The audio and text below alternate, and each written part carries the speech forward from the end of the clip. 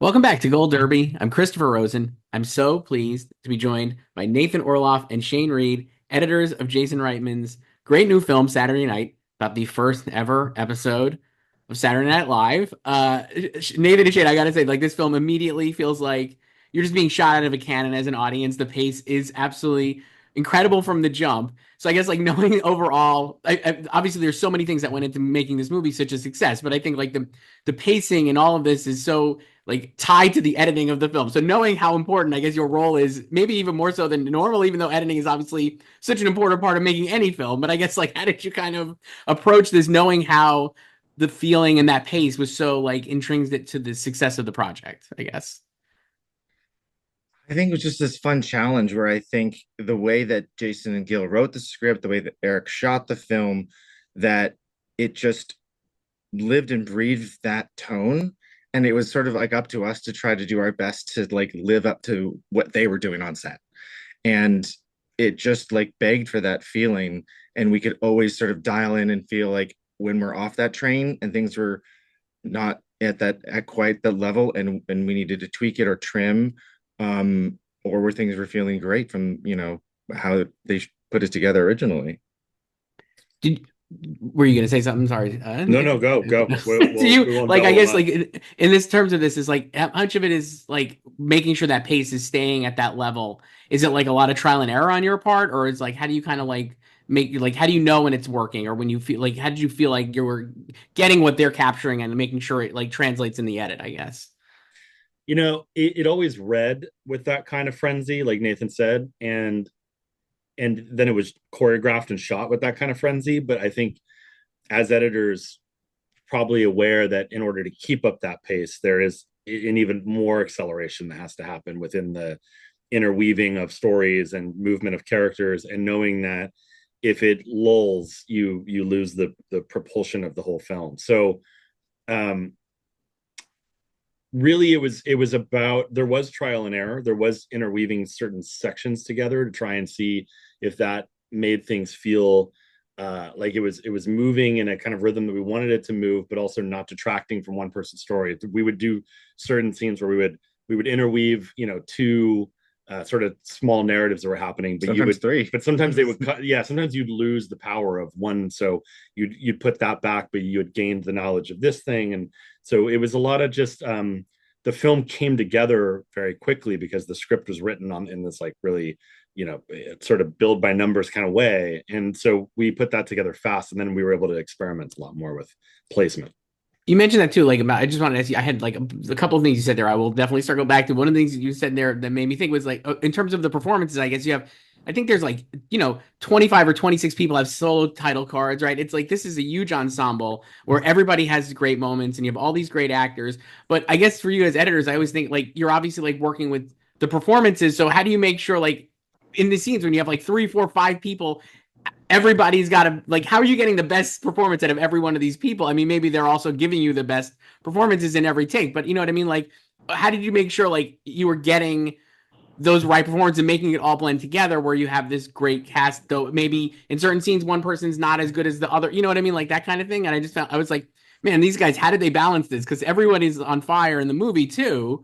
And like yet like I'm sure it wasn't that easy, right? As it seems. So I guess like how did you kind of do that basically? This was a really fun challenge, and unlike any other film I've ever worked on, I think judging the exact question you asked was always a macro one. There'd be times where we'd trim a scene down, and only when we watched the entire thing top to bottom did we realize that now we've underserviced this character. Mm. And then we'd be like, oh, we need to put more, Gilda in this moment, or this was here. It's like sometimes the scene would be trimmed or elongated, and you wouldn't know that character and how it's functioning until you, because of the giant ensemble, you'd have to judge it as a whole. And that was a very interesting challenge because normally you sort of can dial it in, but it's like, oh, this is now ringing false because in the two scenes later, when we pick up with Garrett, it's got to match this thing. That's awesome. It's like it is so good. And I was like watching the movie again. I've seen it like twice. I was like, how did they like this is just such a fascinating way to do this. The other thing I was like, obviously, like it's a real time film. So like you have that aspect too. But I guess like as editors, like what's the challenge of that and how closely does it have to be real time? Because obviously it's not it's real time, but it's not real time. Like, you know what I mean? Like, I was like, how do you like, and like, how much flexibility do you have to play with that and make the audience quickly understand that it is real time, I guess. Like, obviously that's in the script, I would imagine, but like, how did you kind of, how are you able to do that in the edit, I guess? Jason's described it really well, that it's you're sort of balancing truth and myth, and but the main takeaway that you want is the feeling of what it might have felt like that night. So constraints of time are like something that we're conscious of and using, but we're not really allowing it to dictate the way that you want to feel in the film. Some things might overlap in time, some things are happening on separate floors. So we did the best we could to sort of stay on course. One of the things that we came up with in the edit was the timestamps that come on camera that was not in the script, and that was a way for us to kind of build little chapters through the film, but keep the audience aware of how much time had passed and how much is left to go. And so it was a device that we did our best to stick to in terms of real time, but there was a little fluctuation based on what we might have needed. I got to see this. I was very fortunate. I got to see this at Telluride Film Festival, the premiere. And when you have the title, the opening frenzy, I think it's like maybe, I don't, maybe like 11:10 or 10:10, whatever it is. And it like ticks into the next time minute. That gets like a huge laugh. I felt like people were really excited about that. It's like, it was so fun seeing that play. And also like, again, not like, even though you've seen real time, like I was like, oh, that's such a creative way to do it. And like, finding those like smash cut spaces, I found like it's like very funny because obviously like it's just so you're able to really build the comedy into that, I think, with the edits, which is like really cool. Yeah. That was fun. We discovered in post that chaos on top of chaos on top of chaos, you got a little numb, and it was like as overwhelming. And giving those 2-second breaks allowed you to be like, oh my God, it's only been 12 minutes, and then it's like, boom, you're back in. Yeah. It was this important juxtaposition that I can't imagine the film without. And I think that Yeah. as you keep watching the film, you understand the density of the film within what's happening between those timestamps and how much information.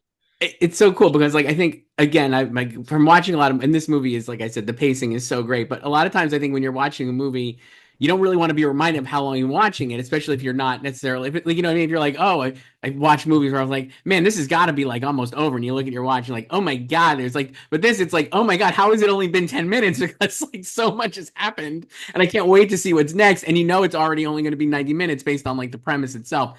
Yeah, I just found all of that like really great. You're packing so much information in this movie, but not making it feel like exhausting. Actually, that was something Nathan you said before about like the lull. One of the other things I think is fascinating about this movie, again, having seen like other movies that do real time or like very energetic movies, is there's always usually going to be like necessary in the story, a lull in the third act or whatever, where like the emotions are going to land or you're going to kind of really land the plane. In this film, you guys do that. The movie obviously has like these emotional through lines throughout that land. But even at the end, I was like, man, even these scenes like they're not like it doesn't feel dragging or like a lull either. You know what I mean? Like I was like fascinated by that. Like even thinking about like the ice skating rink scene or all these scenes where I was like, man, even these are like still like really crisp and like the pacing is so good and you're getting such great performance. I feel like that's another like was that like you mentioned that, but I guess like how was that difficult to like make sure you were staying true to the energy of the film while also letting those scenes breathe, I guess. I look at editing as similar to like how you edit writing. And I forget which theory it is that talks about like if you have a paragraph that all the sentences are the same length, it's really uninteresting to read. But if you have a short sentence and then you have a complicated long one, and then you're the variance of all these things creates this dynamic within us that is just more human about storytelling. And I look at scenes the same way and paragraphs and how and sentence structure where these things will the second you dip into like this emotional beat between Rosie and Lorne, bam, we're on the go again. And it was just a matter of us like dialing that in to not let it linger too long. And it's also a testament to the writing that they didn't, I think, overwrite these scenes. Yeah. And you are conscious of the time as an audience. I think it is nerve-wracking to be sitting there for a moment, like, but I think what it did really well in the script and what it feels like in the film at that point is it further shows you the complications of what Lorne has to deal with on a certain night. Like he has to be the father and take a moment as much as you're trying to like rush and get your kid to bed and do all this, you have to sometimes go, all right, I need to stop and be a father and listen for a little while. And that's what this person needs. And the other person doesn't need it. Garrett, I can just blow by and be like, you're in the show, or you're not in the show. Like, see you later.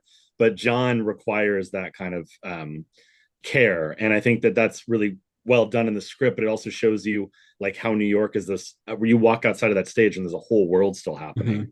And you can come back into it. So the tension's still there, but yeah, it's like the audience is aware that we have to keep moving because time is the enemy.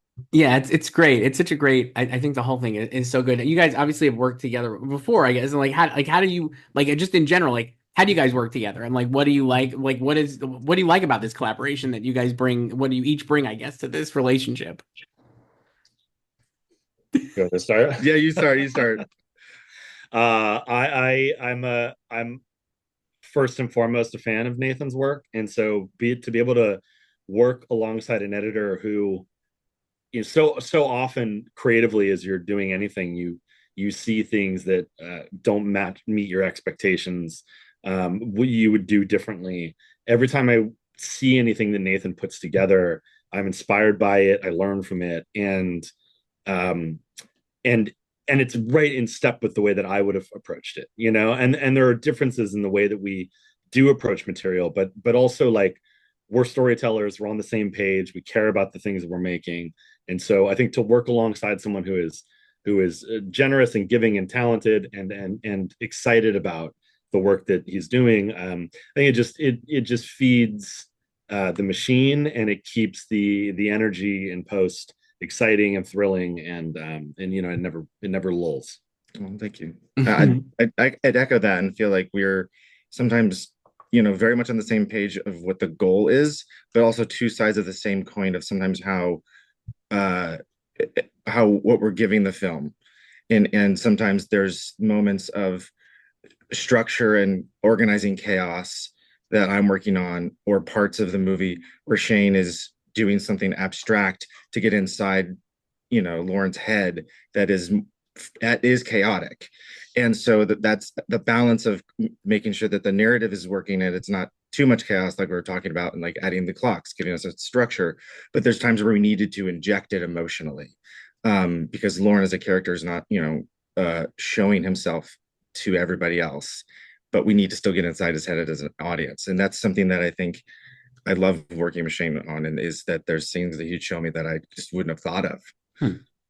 Was there one? Can you think of one? Like what one were you thinking of in that one? The flashes. There was one day you came in showing the between Tebbit and Lauren at the door, and it was a scene that I assembled, and it works. It worked Yeah. fine, worked good. It's fucking Willem Dafoe.